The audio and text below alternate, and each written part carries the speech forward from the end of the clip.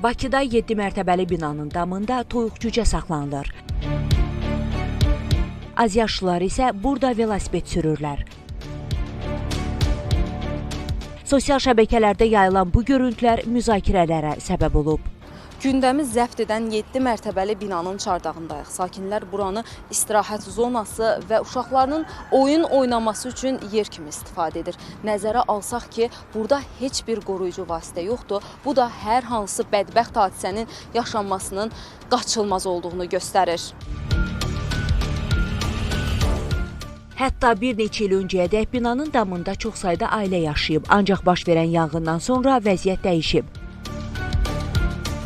Təxminən bir neçə il öncəyə kimi çardağın bir hissəsi mənzil kimi istifadə edilirmiş. Sadəcə yanğın olandan sonra həmin şəxslər ərazidən köçürülüblər. Hazırda isə həmin mənzilin içərisində sakinlər toyuq cücə saxlayırlar.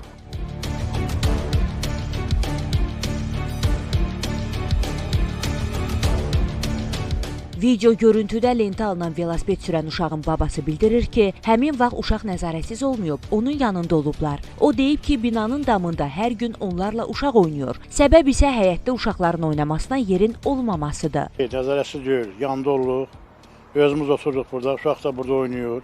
Demək olar ki, balaca uşaqların 90% burada oynama yeridir, orada oynayırlar. 29 ildir burada yaşayır, burada da uşaq oynayır. Öz üzr istəyirəm, evlatlarım burada böyüyür. Maşından yer yoxdur, maşına görə ehtiyat edirik, uşaqlarımızı həyata buraxmırıq. Belə işlərə görə uşaqlar yanımızda olur. Biz də bilirik, bura qorxuludur, amma məcburiyyət qarşısında biz burada yaşayırıq. Məcburiyyət qarşısındayıq. İnşallah yaxın zamanlarda öz torpaqlarımıza qayıdarıq inşallah. Həmin binada təhlükəsizliyin təmin edilməsi ilə bağlı Yasamal rayon icra hakimiyyətinə müraciət etdik. Binanın başqa quruma aid olduğu bildirildi. Hansı quruma aid olduğunu isə araşdırıb deyəcəklərini bildirsələr də gün sonuna kimi